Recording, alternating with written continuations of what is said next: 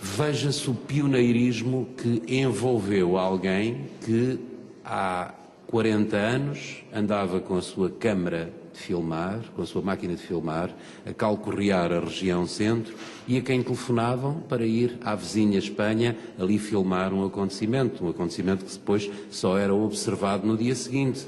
Ora, hoje em dia nós ligamos-nos ao satélite e ficamos em comum com os estúdios de rádio e de televisão e eis que o acontecimento é relatado de forma instantânea.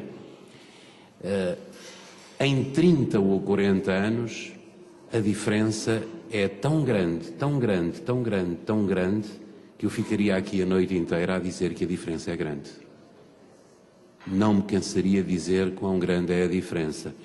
Agora, o testemunho, ou os testemunhos que se estão hoje, agora e aqui a escutar, é evidente que fazem parte da vida pessoal e também da vida profissional. Mas eu creio que eles são, inquestionavelmente, um património da cidade. Porque, reafirmo, conhecem os cantos à cidade, têm uma história, têm um passado, podem indicar, pela sua experiência, podem indicar caminhos para o futuro. E julgo que quando nasceu esta ideia de se promoverem informalmente cafés de média ou com os média, esse foi o objetivo primeiro, foi o de as pessoas se relacionarem independentemente das gerações, daqueles que dentro de 3 ou 4 meses estão na atividade de forma profissional e aqueles que já desempenham a atividade profissional há 20, 30, 40 ou 50 ou 57 anos.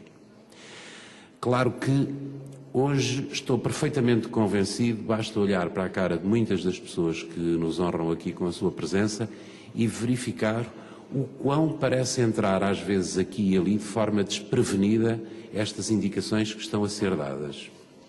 É como as fotografias, vão envelhecendo no álbum, vão ganhando talvez uma tonalidade mais acastanhada e vão sendo cada vez mais raras, mais raras, mais raras, até que se transformam em verdadeiras peças de museu com valor museológico notabilíssimo e têm também um valor fabuloso para construir o futuro. Falta aqui, e porque isto, como foi dito há pouco pelos moderadores, pelo André e pela Isabel, era suposto, tendo isto nascido, a ideia foi semeada num laboratório de rádio, que estivesse aqui alguém ligado à rádio.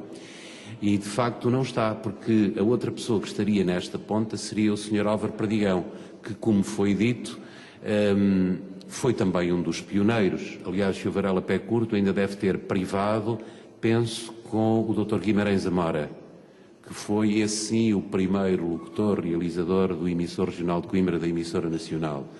Mas, infelizmente, já nos deixou, depois ele licenciou-se em Medicina, acabou por optar pela Medicina, deixou a comunicação, foi para Torres Novas, ali faleceu há alguns anos.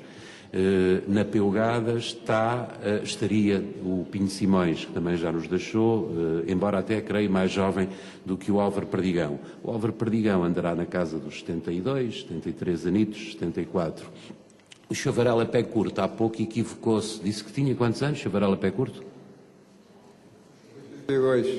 82. Eu, por acaso, pareceu-me ter ouvido ao contrário, um 2 primeiro e um 8 a seguir.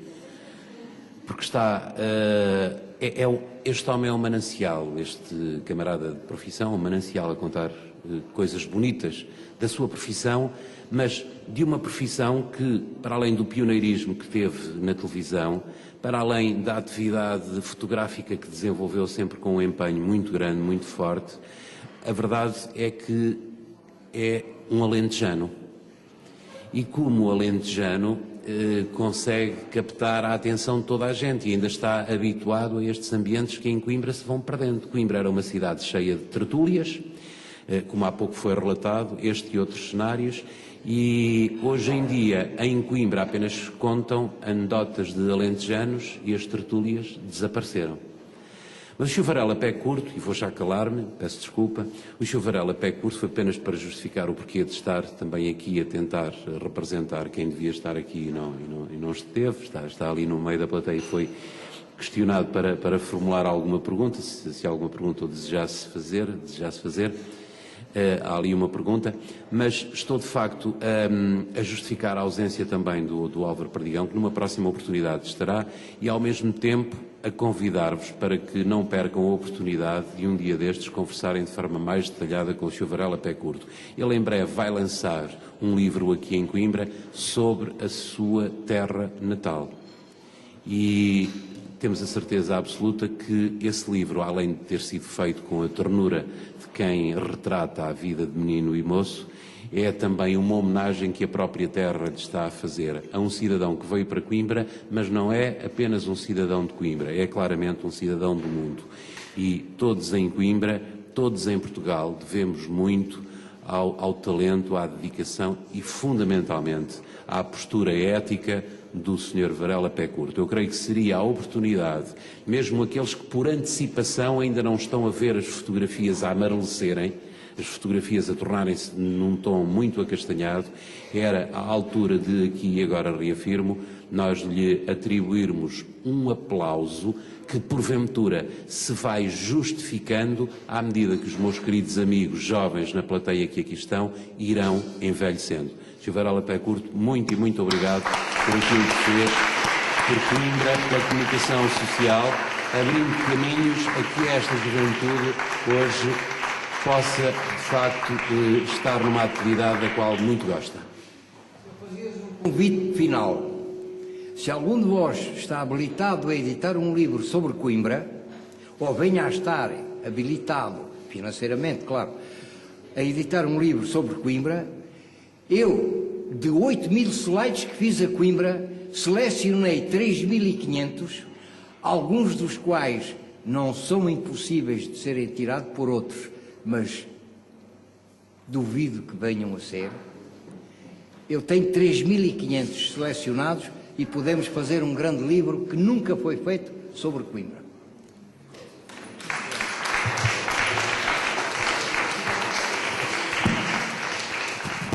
Dá-me licença só em relação à rádio. Eu volto mais uma vez ao antes do 25 de Abril. Desculpem eu insistir nesta tónica, mas acho que é muito importante em termos históricos que vocês o saibam. Em relação à rádio é importante que se diga que era escutando as emissoras estrangeiras que antes do 25 de Abril nós conseguimos saber o que se passava no nosso próprio país. Mesmo aqui em Coimbra, quando foi dessa crise académica de 1969, era através da BBC, que tinha emissões em português, ou da Rádio Voz da Liberdade da Argel, que era onde estava o Manuel Alegre como locutor, ou através da Rádio Moscou, que eram ouvidas clandestinamente. Portanto, tinha que se ouvir com o rádio muito baixinho. Na altura até havia quem dissesse que pondo um copo d'água em cima do receptor, que não era detectado, e havia imensa gente que lá ia pôr o copo d'água em cima do receptor. Mas na RDP, então na emissora nacional, existia um emissor, que não sei se ainda lá está, que era utilizado exclusivamente para emitir interferências sobre essas estações de rádio, para que elas não fossem ouvidas, não fossem captadas pelos portugueses. Portanto, vejam ao que chegava realmente o regime anterior ao 25 de Abril, um regime obscurantista, que nem sequer permitia às pessoas que ouvissem as outras estações de rádio. Portanto, até isso lhes era vedado. Para já não falar no cinema, as pessoas iam ao cinema e muitas vezes saíam de lá e não percebi nada do filme. Depois não tinham percebido nada porque o filme estava cheio de cortes, portanto, realmente saltavam de uma cena para a outra, bastava haver um beijo um pouco mais ousado que imediatamente era cortado. Às vezes os cortes eram feitos de uma forma perfeitamente arbitrária, sem qualquer critério. Mas isto para vos dizer que em termos de rádio, infelizmente não está cá o Perdigão, vos poderia contar histórias, mas é importante que vocês tenham este registro de que até ouvir rádio nos era impedido.